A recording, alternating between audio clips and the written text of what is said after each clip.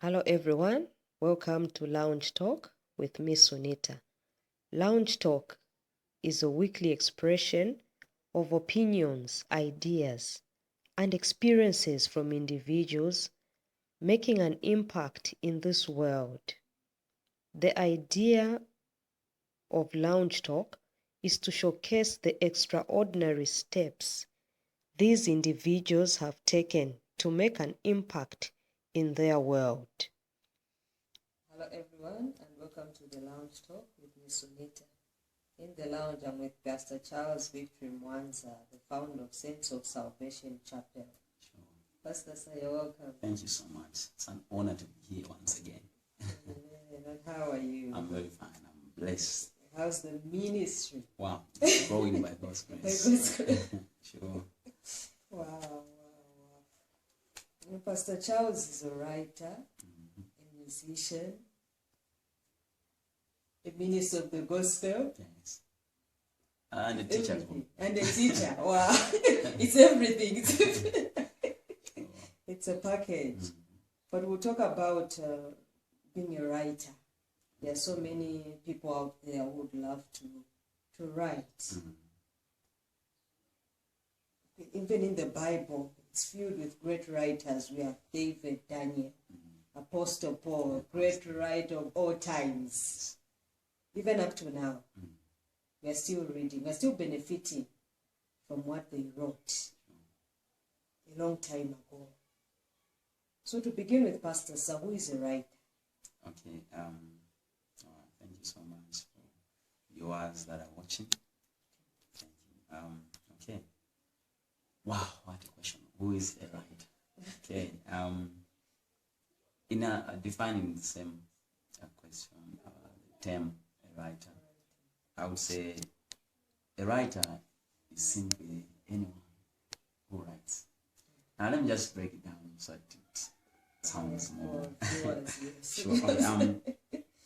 We've got people that write different things.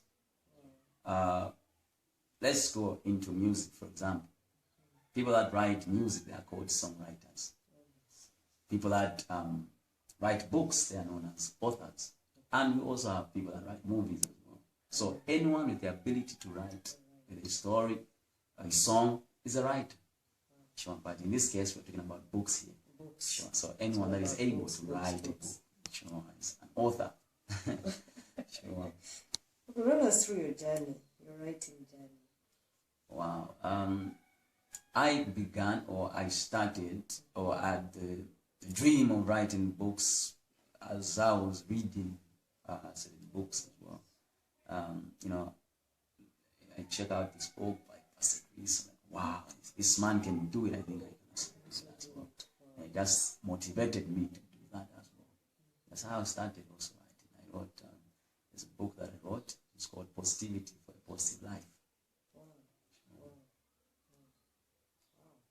Wow. And what is considered a good story? They tell us we shouldn't judge a book by its cover. But when we go, what is a good story? Okay. With that, I would say, we are we human beings are different, and we love different things. Different. That's the reason why we've got different favorite colors. With me, it's blue. It's something. So yeah. So what can be considered to be a good story? I think it's the content inside. What may be good to me, you may not like it.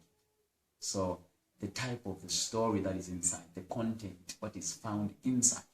Don't judge a book by its cover, but do what? Read what is inside. What is inside. So we're talking about the content, the story that is inside.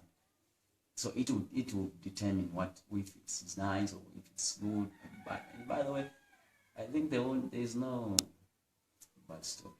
Or something that is bad to me, to someone it's good. Because how can you write this? Someone will be like, wow, I'm moved. What has been written? Well, what has been written? So I think there's no bad story. Okay. Sure.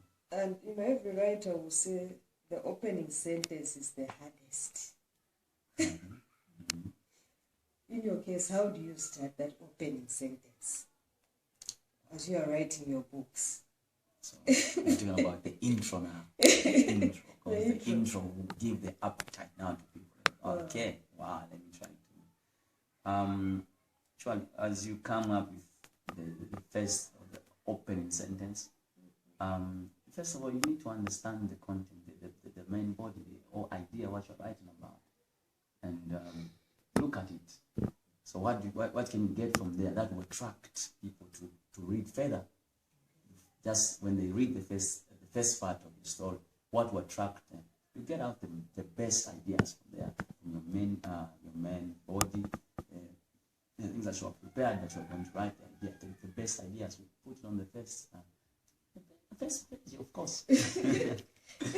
That's the punchline. The punchline. So that when they read them, okay, I think I need to go further. Sure. Yeah, something that would drive them to continue. Yes. Even in a nation where the reading culture is bad. Yes. Definitely. So the opening sentence should be that punchline. Yes. At least when he reads it, wow, I think I need to go further. So it will capture even the one who hates books. Sure. And Pastor Charles, the title. How does one come up with the title? Which comes first, the whole story, the title? At what point? At what point does the title come in? The title come in. All right. Title of the book. Yeah. Like we are from talking about what motivates, what the first words. Usually the title usually comes at last, at the end of everything. I know some will be like, how can you come up with the title after that? Sure. The title is coming from the main thing, the main idea of what you're writing about. What were you writing about? What were you talking about in your writing? So the title is driven from the main body as well, because that's what you've talked about now. You're talking about positive thinking. You say, okay, my book is about positive thinking. So that tells you that even the content there is talking about positive thinking. So after you have written everything, you check now. You look at the main points. What are they driving to? What are they pointing to? And you say, okay, I think it's life after death. So I think my book is called Life After Death. Wow. There are times when, as an author, you come up with a title, and maybe the editor or the publisher also will say, this title won't sell. But as an author, you have a title that you think. So there are those battles. Yes. All right. With that one, like us, if we are in a world, we are not islands. Man is not an island. The best attitude to everything is that you need to have an open mind for more ideas. You never know. Maybe the same title that someone gives you, it may even sell. Then be like, okay, so if I had gone with that one, something bad would have gone. So, as they tell you, try to analyze it. Try to think twice again before you say yes or you say no. And by the way, God speaks in people. So maybe it's God telling you, don't do this, right? Do that. Okay. Then even publishing a book is not something that is cheap. No, it's not something that is cheap. Even writing it, because you need all the time. All the time. Resources. But how do you find the time to write? Now, someone asked me this question also. How do you find the time to write? I'm also asking, how do you find it? All right, like with me, I'll answer personally. Yeah. All right, like with me, I usually have time to write during my free moments. I won't say, no, I write that during the night or in the morning. No, during my free moments. Because, like you said writing or publishing a book is quite costly. So you need to have resources. So during my busy schedule, I'm working. I want to get resources so that as I get those resources, it will help me to bring out the same book that I'm working on. So I write it during my free time, either at night, either in the morning, even in the day, as long as I'm free. Writing has no time. That's not time. Because sometimes you don't even see it as a burden. Yes. When you enjoy, what you're doing, it doesn't become. so you wouldn't struggle with time. You wouldn't struggle with. Then also, we talked about these great writers in the Bible. Who do you look up to? When we come to the Bible. The Bible. I think it's obvious it's Paul. Sure. Why? Because it's one of the great apostles. He's the great writers in the Bible, the great authors, 1/3 of the New Testament. Sure. So with him, I think I'm inspired by this man. Look at his background, and then God changes him and does a marvelous work. He writes the churches. There's a big transformation. He's a man that is up to his job. He's a man that has got desire also for writing. And I wonder what time he even wrote those books. He was busy preaching. He was busy preaching and he wrote books. But he wrote a lot of them. We're talking about watching Lounge Talk with Miss Sunita, and I'm with Pastor Charles, who's also a writer. He's an author. He has books where his name is tagged. And we looked at Apostle Paul, Pastor Samuel. He wrote. In prison, he wrote. Wherever he was, he wrote. And what he wrote, up to now, we are still benefiting. Even the generation to come will benefit. As writers, how can we write for sustainability, sustainable development? What will write will benefit the generations that is coming. Those that are not yet born will say, wow. Okay, and let's look at Paul as the best reference in this question that you have asked. Now, this man, as he was writing, wasn't just writing anything that comes into his mind. He looked at what was the main struggle in that time with people, especially in Christianity by then. He wrote about issues to do with the church, issues to do with personal relationship with God, and relationship with men to men. So, as we write for development, we look at the challenges, ideas that will help bring development, either to me or the entire country, even the world at large. So we look at the challenges and ideas that can solve those challenges as well. Then we are writing for development, so that even those that are coming, when they were to face the same challenge, they would go back to your book and say, oh, let's see how Pastor Victory wrote about this. I think I read somewhere where it says this, because you wrote in order to solve something. This is where the importance of preserving stories comes in. You might go through something, even as being a writer, being that author, you might have some challenges. But if you write about that, you're also preventing the one who's coming. Even the same person that is reading through your book. Because others wrote books which publishers rejected. They thought, no, this is not worth it. But they kept on trying. They didn't keep it. They said, no, because that person told me. Until somebody else said, wow, like you said. Someone might say, wow. Someone else will say, this story, I don't like this story. But someone else will also say, wow. Then again, Pastor said this question. You can repeat it over and over again. Because we need it also for the generation to come. Your source of inspiration. Every time you sit with a pen, a paper. All right. My source of inspiration, mainly, like with me, is the Bible. I'm inspired by the characters in the Bible. You were saying about Paul, like I said, the best difference in this discussion. This man moves me. I'm inspired.